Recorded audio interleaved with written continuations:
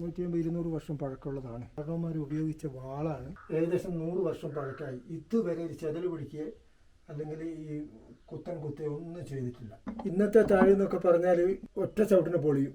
ഇത് അങ്ങനെയൊന്നും പൊളിയൂല. ഇത് വീടിൻ്റെ ഉള്ളിലുള്ള അറ, സാധനങ്ങളൊക്കെ സൂക്ഷിക്കുന്ന, കുരുമുളക് ഒക്കെ സൂക്ഷിക്കുന്ന ഒരു വലിയൊരു അറ തന്നെ.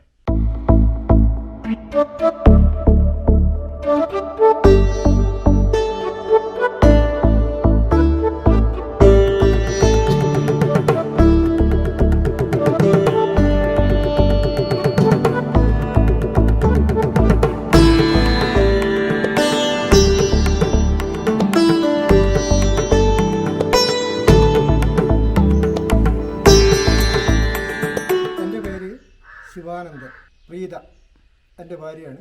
ഈ വീടിന് ഏകദേശം 250 വർഷത്തിന് മേലെ പഴക്കമുണ്ട്. ഇത് പണ്ട് പുല്ലുപുരയായിരുന്നു.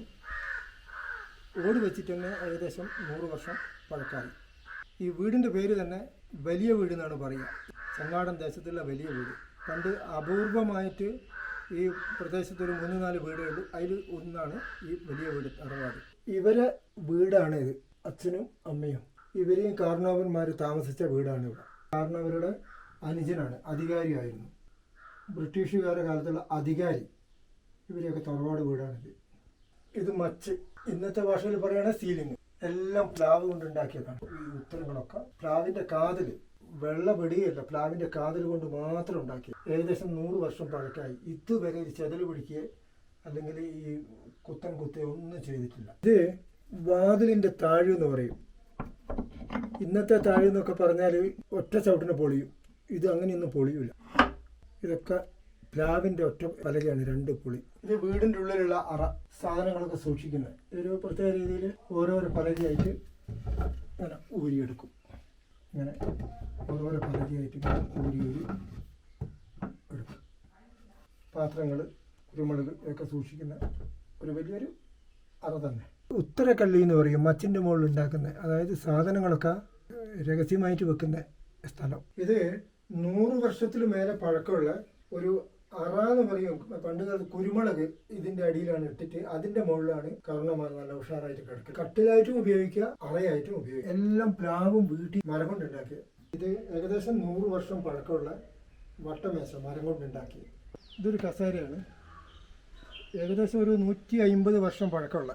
ഇത് പണ്ട് കാരണവന്മാരൊക്കെ വെള്ളം കുടിക്കുന്ന ഒരു പാത്രം, കൽക്കണ്ണാടി. ഇപ്പോൾ ഇതൊന്നും കാണാനില്ല. ഏകദേശം 150 വർഷത്തിന് മേലെ പഴക്കമുണ്ട്. ഇത് മരം കൊണ്ട് ഉണ്ടാക്കിയ എന്തെങ്കിലും സാധനങ്ങളൊക്കെ സൂക്ഷിക്കുന്ന ഒരു പാത്രം, വെറും മരത്തിലുണ്ടാക്കിയ.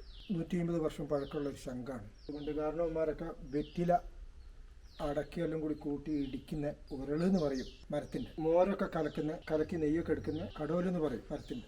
കറിക്കൊക്കെ വറവിടുന്ന, കടുകൊക്കെ പൊട്ടിച്ചിടുന്ന ഒരു പാത്രം. ഇത് മരം കൊണ്ട് ഉണ്ടാക്കിയ ഈ ഇടിച്ചിട്ടുള്ള സമ്മന്തിയൊക്കെ ഉണ്ടാക്കുന്ന ഒരു പാത്രമാണിത്. വെറും മരത്തിലുണ്ടാക്കിയ. ഇത് കറിയൊക്കെ ഇങ്ങനെ അടി പിടിക്കാണ്ടിരിക്കാൻ വേണ്ടി ഇളക്കുന്ന മരം കൊണ്ടുണ്ടാക്കിയ ഈ ചട്ടുകം എന്നൊക്കെ പറയും, മരം കൊണ്ടുണ്ടാക്കിയ ചട്ടുകം. പഴക്കം 150 വർഷത്തിന് മേലെയായിരിക്കും. ഇത് നൂൽപ്പെട്ട്, ഇന്നൊക്കെ സ്റ്റീലിൻ്റെയും ഇൻഡാലിയത്തിൻ്റെ ഒക്കെ നൂൽപ്പെട്ടിൻ്റെ പാത്രങ്ങളാണ്. ഇത് വെറും മരം കൊണ്ടുണ്ടാക്കിയ നൂൽപ്പെട്ട് ഉണ്ടാക്കുന്ന അച്ചെന്ന് പറയും.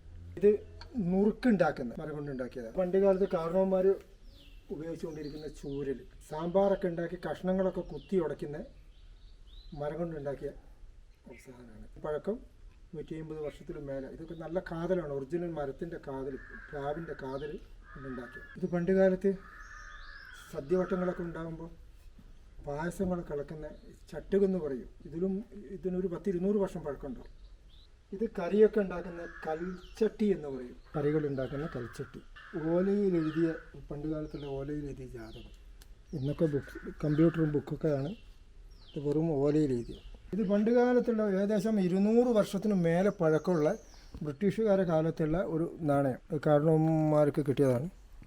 ഇത് കാരണവന്മാർ ഉപയോഗിക്കുന്ന മെതിയടി എന്ന് പറയും. ഏകദേശം 150 വർഷത്തിലും മേലെ പഴക്കമുള്ളതാണ്, മരം കൊണ്ട് ഉണ്ടാക്കി.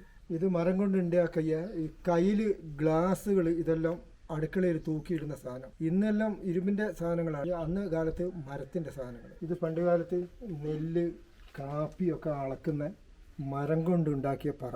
ഇത് വടിച്ചെടുക്കുന്ന ഇതിൻ്റെ ഒരു വടിയാണ്. ഇത് പണ്ട് കാലത്ത് കാരണവന്മാർ ഉപയോഗിച്ച വാളാണ്. ഇതിൻ്റെ പിടിയൊക്കെ നഷ്ടപ്പെട്ടു പോയിട്ടുണ്ട്. എത്രയോ ഒരു 150-200 വർഷം പഴക്കമുള്ളതാണ്.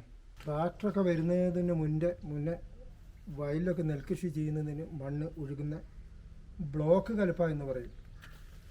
ഇപ്പോഴത്തെ തലമുറയ്ക്ക് ഇതൊന്നും കണ്ടാൽ മനസ്സിലാവില്ല. ബ്ലോക്ക് കലപ്പ. പോത്ത് മൂലികളെ കൊണ്ടൊക്കെ ഏര് കെട്ടുക എന്നാണ് പറയുക കൃഷി ചെയ്യാൻ വേണ്ടിയിട്ട്.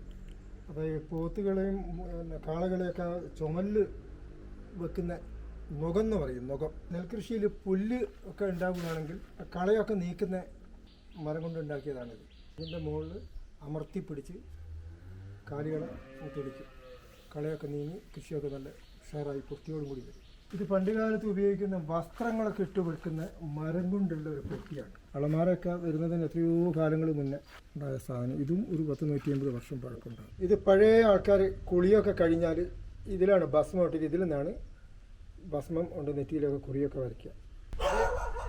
ഈ വീടിൻ്റെ കിണർ വെട്ടുകല്ലുകൊണ്ട് അടിയിൽ നിന്ന് കെട്ടി ആ അടിയിൽ നെല്ലിപ്പലകയൊക്കെ വെച്ച് കെട്ടി മുകളിൽ വെട്ടുകല്ലാണ്. വയനാട്ടിൽ മാനന്തവാടി താലൂക്കിൽ പൊരുന്നന്നൂർ വില്ലേജിൽ ചങ്ങാടൻ ദേശം എന്ന് പറഞ്ഞ നടക്കൽ പ്രദേശത്താണ് ഈ സ്ഥലം ഉള്ളത്.